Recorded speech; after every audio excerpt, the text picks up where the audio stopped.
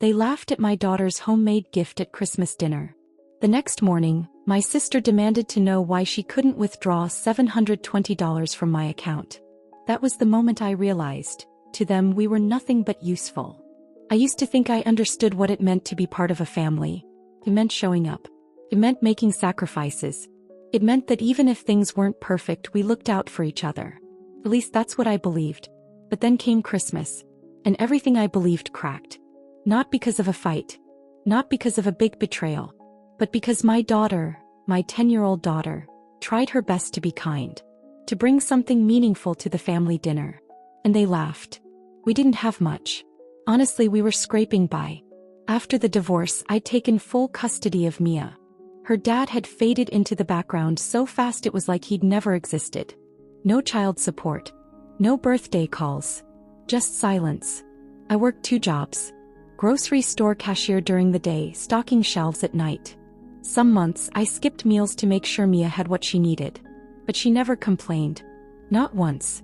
She was the kind of kid who'd draw me a thank you card after I packed her school lunch. For Christmas, we couldn't afford fancy presents. I told her that. She nodded like a little adult and said, "It's okay, Mommy. I'll make something. Handmade gifts are better, right?" Mia worked for 3 days on that gift. She made a framed collage out of old photos, cut out paper snowflakes, and wrote a sweet poem in the center that said, "Family is who holds your heart, not who holds the biggest gift." I cried when I saw it. She wrapped it in shiny leftover paper from last year and asked if she could give it to Aunt Claire at the family dinner. Claire, my older sister, had always been the cool one. Successful, put together, fancy car, fake laugh. She had 2 kids who rolled their eyes at everything and a husband who looked like he wanted to be anywhere else. So I said yes. We got dressed in our thrifted Christmas sweaters, carried the gift carefully on the bus, and arrived 15 minutes early to help set the table. Claire didn't even look at me when she opened the door. Just glanced at Mia and said, "Oh, you brought her." Like she was baggage. I swallowed it. Like always. Inside the house was sparkling. Giant tree, expensive ornaments, catered food. Mia stayed close to me at first. Then during the gift exchange she stood up, hands slightly shaking, and walked to Claire with the little box. "Merry Christmas, Aunt Claire," she said. "I made this for you." Claire took it like she was holding a used napkin. She opened it in front of everyone. Laughed. Loud. "What is this?" "Well, you made this." She turned to her teenage daughter. "Look, it's a poem. So sweet." Her tone was dripping with sarcasm. Her daughter snorted. Her son muttered, "Cringe." And Mia just froze. I felt it like a punch to the chest. But I didn't say anything. Not yet. We sat through dinner. Mia barely touched her plate. She kept her head down, staring at the floor. When we left, she didn't cry. She just said, "I don't think Aunt Claire liked it." I hugged her tight and whispered, "She didn't deserve it, baby." But the real breaking point came the next morning. I was sitting at the kitchen table with a mug of coffee I couldn't afford, trying to figure out how to make rent next month, when I got a text from Claire. "Why is your bank account locked? I couldn't transfer the $720 you said I could borrow." "What?" I blinked. "Reread it." She had access to my account. Years ago I'd added her when I needed help after the divorce. I never removed her. But I never said she could borrow anything. And especially not $720. I replied, "What are you talking about? I never agreed to that." She responded in 2 seconds. "Well, so now you're cutting me off after everything I've done for you? Unreal." My hands were shaking. After everything she's done for me? Like laughing at my child in front of the whole family? I checked the account. She'd already taken $300 3 weeks ago. A transfer I hadn't noticed. There were other small amounts too. Claire had been bleeding me dry slowly, quietly. And now she was mad I noticed. That's when something broke in me. Not snapped. Broke. Because in that moment I realized. They didn't see me and Mia as family. We were useful. We were the poor ones they could laugh at. We were the ones who'd show up early, help with dishes, stay polite, never complain. But the second we stopped being easy to use, we were disposable. That was the morning I decided. Never again. I didn't scream. I didn't rage. I sat there reading Claire's text over and over, feeling the silence wrap around me like a fog. Why can't I take the $720 you said I could borrow? As if that was normal. As if she was entitled to it. She wasn't. Not anymore. After the divorce, I added Claire to my bank account out of necessity. It was temporary. Just a safety net. But like so many things in my life, temporary became permanent. And she used it. Slowly, quietly, over years, withdrawing small amounts here and there. I was too tired to notice. Too overwhelmed. But now she wanted more. And when I said no, she called me the villain. The worst part. Not the money. It was how she treated Mia. My daughter had poured her little heart into that handmade gift. And Claire crushed it, with a sarcastic laugh and a sideways smirk. In front of everyone. It wasn't just rude. It was cruel. Mia came into the kitchen that morning rubbing her eyes. Still in her pajamas, her favorite socks slipping off her heels. She looked up at me and asked quietly, "Did I do something wrong?" My heart cracked. "No, baby," I said, kneeling beside her. "You did something beautiful. They just didn't deserve it." But, if they're family, why did they laugh? That question hit harder than any overdraft fee. Harder than every late bill combined. "Sometimes," I said slowly, "people we call family don't act like it. But that doesn't mean it's your fault." That morning I opened my laptop. Removed Claire from my bank account. Changed every password. Called my bank to flag unauthorized transfers. Then I wrote a message in the family group chat. I didn't scream. I didn't curse. I told the truth. I saw what happened last night. To my daughter. I also saw what happened to my account. From now on, no more access. No more loans. And if you think mocking a child for not being rich is funny, enjoy laughing without us. We won't be back. The replies came fast. "Wow, overreacting much. It was just a joke. You're too sensitive." Claire was just being Claire. We're family, you don't cut family off over one awkward moment. But I didn't respond. Because for once I wasn't trying to explain myself. I wasn't trying to fix it. I wasn't apologizing for being poor, tired, or done. I was just done. New Year's Eve came. Usually we'd go to Claire's. Pretend to smile. Eat food we didn't help cook. Watch her kids roll their eyes when Mia talked about school. This time, we stayed home. I bought frozen pizza and candles from the dollar store. We wore fuzzy socks and danced to the radio. Mia smiled more that night than she had all December. And I realized something strange. Even though we had less, we felt like more. The following months weren't easy. Money was tighter. I had no backup plan. No, "Can you help me for a week?" options. But my peace? Untouchable. No sarcastic texts. No guilt trips. No wondering if Mia would get embarrassed for just being herself. One afternoon in March, Mia came home holding a folded piece of paper. "We're doing an art contest at school," she said shyly. "I made something new. I think I want to enter." I braced myself. I remembered how much last time had hurt. But when she showed me her piece, I froze. It looked familiar. Cut out snowflakes. Family photos. Handwritten poem. But this time the words in the center read, "Real family lifts you up. Not because you're perfect, but because they see your heart." I cried in the bathroom quietly while she watched cartoons. Not because I was sad, but because she'd taken something painful and turned it into something beautiful. She was stronger than me. And I promised myself from that moment on, she would never have to earn love again. Not from me. Not from them. Not from anyone. Claire wasn't always like this. Or maybe she was, and I just didn't want to see it. When we were kids, she was the golden one. Shiny hair, loud laugh, front row in every family photo. I was the quiet one. The helper. The one who stayed behind to clean up after birthdays and mop up tears when Claire stormed out. She could do no wrong in their eyes. Me. I was just there. I remember when she dropped out of college. Our parents cried for days. I offered to help her get a job, rewrite her resume, anything. Instead, she moved in with me. Rent-free. "I just need a few weeks," she said. He stayed for 9 months. I paid the bills. Stocked the fridge. Covered her cell phone when hers was shut off. When she left, she took my favorite sweater and never returned it. No thank you. No note. Just silence. Years later, when I got married, she didn't come to the wedding.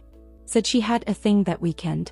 But when she needed help with her divorce, I was her emergency contact. The one who picked up the pieces, watched her kids, lent her money. Even then, I never said no. Not because I was a pushover. Because I thought helping made me a good person. A better sister. A better mom. A better me. After my own divorce, I was drowning. Bills. Work. Mia's school fees. The constant tightrope of make enough to survive, but be home in time to cook dinner. That's when Claire showed up again. Said she wanted to be there for us. And for a little while, it felt like she meant it. She picked Mia up from school a few times. Brought over groceries once or twice. Sent cute emojis in our group chat. And then slowly, the favors started again. Can you spot me $50? Just until Friday. My gas got shut off. I'll pay you back. My kids want to go to that movie. Any chance you can book the tickets? I said yes. Every time. As I believed her. I needed to believe her. And then came the access. The shared account. I'm drowning, she said. I can't open my own account right now. Can we just use yours for a little while? I hesitated. But she sounded desperate. And I wanted to trust her. So I did. She promised she'd keep track. Only when it's an emergency, she said. But emergency turned out to mean her son's new shoes. Take out twice a week. A girls' night out in February. A $310 Amazon order marked as groceries that was actually candles, wine, and a facial steamer. I didn't even notice until it was too late. Looking back, it wasn't just about the money. It was how invisible I became. In my own story. Every time I tried to talk about Mia's struggles at school, Claire changed the subject to her ex. Every win I had at work? Must be nice, she'd say with a shrug. He never saw me. Only what I could give her. The Christmas dinner was just the final act. Mia's gift? That heartfelt paper wreath? Claire didn't just ignore it. He mocked it, laughed, then asked if the glue came from the dollar store, loud enough for the whole table to hear. Mia had spent hours making that gift. She even practiced a little speech. But after Claire's comment, she crumpled it behind her back and didn't say a word. I didn't react. Not then. I wish I had. But I'm reacting now. I'm changing the ending. Because this story, our story, doesn't belong to Claire anymore. 2 weeks after I cut ties, I got a letter in the mail. Handwritten. No return address. It was from Claire's daughter, Kayla. I know things are weird between you and Mom. But I just want to say, thank you. You were always the only adult who really talked to me like I mattered. I remember the pancakes you made. The time you drove 40 minutes to my recital when Mom forgot. I'm sorry for what happened at Christmas. Mia didn't deserve that. You're a good mom. I hope she grows up knowing that. I sat at the kitchen table with that letter for 20 minutes. Just breathing. Sometimes the people you save never say thank you. But sometimes the people you almost forgot remember you forever. I didn't expect Claire to show up in person. But 2 weeks after Christmas, she was on my porch. Arms crossed, lips tight, like she was the one who'd been betrayed. She didn't knock. Just waited. I opened the door halfway. You blocked me, she said flatly. That's childish. I blinked. She wasn't even trying to hide her entitlement. No, I said. It's a boundary. She rolled her eyes. Seriously? Over a stupid joke at dinner and a few bucks. That was it. That's how she saw everything. You embarrassed my daughter, I said, keeping my voice calm. Then you acted like her pain was an inconvenience. And as for the money, you treated my account like your personal piggy bank. Claire snorted. Oh please. You're acting like I drained your life savings. It was a few hundred here and there. I crossed my arms. It was $2,643 over 14 months. I checked. Her face flushed. She hadn't expected receipts. I needed that help, she hissed. You knew I was struggling. You were going to wine tastings, Claire. You don't get to judge me. You don't have kids. That stunned me for a second. She looked at me, daring me to deny it. As if Mia didn't count. As if being a single mom wasn't enough. I took a deep breath. You're right, I said. I don't have kids. I have a daughter. And I won't let her grow up thinking this kind of treatment is normal. That love comes with conditions, or that being useful is the only way to be accepted. Claire looked thrown off. I continued. I cut you off because I finally realized you weren't family. You were a pattern I needed to break. And with that I closed the door. Later that night the family group chat blew up. Claire had clearly spun her version. She slammed the door in my face. Unbelievable how ungrateful she is. So what if Claire borrowed a little money? We've all helped each other out. I didn't respond. Not even when my cousin Sarah, who hadn't texted me in a year, chimed in with, "You've changed." Not in a good way. The next day my mom called. We hadn't spoken much lately. She'd always understood Claire better, which was code for let her get away with more. She sounded exhausted. "I heard what happened. With Claire." "I'm not talking about her," I said. "Just listen, okay? I know she's not easy. But she's still your sister. And Mia is still my daughter," I snapped. "Where was your concern when she cried herself to sleep?" Silence. Then quietly, "She cried. Yes. Because of Claire. Because of you. Because none of you saw her. Just like you never saw me." There was no yelling. No dramatic fallout. Just a pause.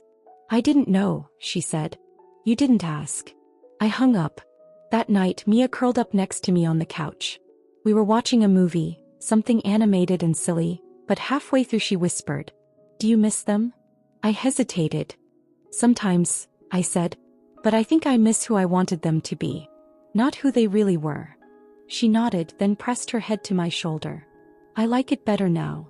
I wanted to sob, because in her tiny voice was the validation I never got growing up. Because I'd broken the cycle. And because for the first time she felt safe. One weekend we visited a local art fair. Mia's school had a booth, and to my surprise her wreath, the one she remade after Christmas, was front and center. With a small ribbon on top. Runner-up, Best Mixed Media. She didn't say a word. Just stared at it, cheeks flushed pink. And I could see her finally starting to believe something I'd been trying to teach her for months. You were never the problem. They were. The more space I gave myself from the family, the clearer things became. I'd always thought setting boundaries meant I'd lose people. But all I lost were those who only stayed because there were no boundaries. A few weeks later I got a letter in the mail. Not an email. Not a text. An actual handwritten letter. It was addressed to Mia and Mom. Inside was a folded sheet of white paper. In shaky cursive my niece, Claire's daughter Emily, had written, "Dear Mia, I'm sorry about Christmas." I didn't laugh. But I didn't stop them either. That was wrong. "I hope you still like your crafts. I think they're amazing. Love, Emily." Mia clutched the letter to her chest. Then asked if we could buy a frame. That same day Claire made one last attempt. This time she didn't come to the house. He sent a message through my mom. "Claire wants to apologize. She says she's changed." I asked one question. Did she apologize to Mia? Mom didn't answer. Which told me everything I needed to know. The next time I ran into any of them was at a family event. My cousin's baby shower. I hadn't planned on going, but Mia was invited too, and she wanted to see Emily. We walked in heads high. It took all of 2 minutes before the whispers started. "Oh, look who decided to show up. Maybe she'll Venmo us a bill for the cake." Mia's hand tightened around mine. But she didn't look afraid. She looked done. Claire was standing near the gift table, all pearls and fake humility. She gave me a once-over, then smiled like nothing had ever happened. "Hey you. Long time." I didn't reply. Mia stepped forward before I could say a word. "Hi Aunt Claire," she said, voice clear. "Do you want to say sorry now? Or were you waiting until you needed more money?" The room froze. Claire's face turned pale. My daughter didn't flinch. Just waited. Claire opened her mouth. Then closed it. We turned and walked out. Didn't stay for cake. Didn't take a party favor. Mia held her head high the whole way to the car. That night as we were getting ready for bed, I kissed the top of her head and whispered, "You were so brave today." He shrugged. "I just said the truth." And it hit me. All those years I'd spent trying to keep the peace, swallowing hurt, explaining away their behavior. I thought I was being strong. But real strength? It looked like a 10-year-old standing in a room full of adults and demanding better. A week later I started a new journal. On the first page I wrote, "Being the villain in someone else's story is worth it if it means you're finally the hero in your own." I didn't care if Claire thought I was cruel. If my mom said I was ungrateful. If the cousins gossiped about how I'd changed. As I had. For Mia. For me. Spring came early that year. The air felt lighter. Mia was smiling more. Our apartment didn't change, same furniture, same chipped kitchen tiles. But somehow it felt different. warmer. Like we'd burned the old energy and made space for something new. One Saturday morning, I found Mia at the dining table. She was working on a new wreath, not for school, not for Christmas, just for herself. She'd cut out strips of paper from old magazines, folded them into tiny loops, carefully glued each one into a circle. I watched her hands move. Steady, intentional. "Wanna help?" she asked. So I sat beside her and we glued in silence. That night she taped the wreath to our front door. It wasn't perfect. Some loops were crooked, the center was lopsided. But it was ours. A badge of survival. A quiet symbol that we'd been through something and come out stronger. Claire never reached out again. At least not directly. I heard she posted some long caption on Instagram about being cut off by toxic family. I didn't read it. Didn't need to. Let her tell her version. I had my own. My mom reached out again on Easter. She said she missed us. That the house felt quiet without Mia's laughter. For the first time, I didn't jump to respond. Instead, I sat with the feeling. She wasn't evil. Just passive. And I was done accepting crumbs and calling them meals. Eventually I replied, "If you want to rebuild, I'm open. But you'll need to earn back our trust. Especially Mia's. No shortcuts. No pretending it never happened." She read it. Heart emoji. Nothing more. That told me everything I needed to know. By summer, our life had truly shifted. Mia started a little craft stand at the weekend market. He called it the Paper Garden. Sold bookmarks, wreaths, and tiny origami bouquets. One customer asked her where she learned to fold so well. He pointed at me. "My mom taught me. She makes broken things beautiful." I turned away so she wouldn't see me cry. Me. I got a raise at work. Not a huge one, but enough to finally start putting money into a real savings account. Enough to stop counting coins before payday. I even applied for a night class. Something small. Creative writing. I figured maybe, after all this, I had a few stories worth telling. One day as I was tidying up, I found the original paper wreath. The one Mia made for Claire that Christmas. I'd kept it. Flattened and crumpled, but still intact.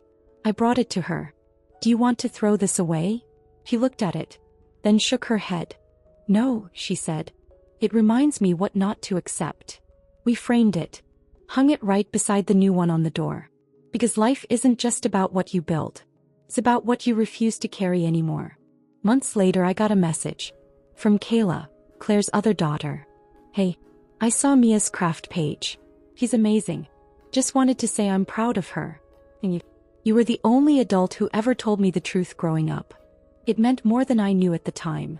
I smiled. Not every story ends in reunion. But sometimes the echoes of your actions ripple wider than you'll ever know. They mocked my daughter over a handmade wreath, then acted shocked when I stopped handing them everything. But now, we've built something better. Not out of money, but out of boundaries, peace, and glue-stained fingers. And it's stronger than anything they ever gave us.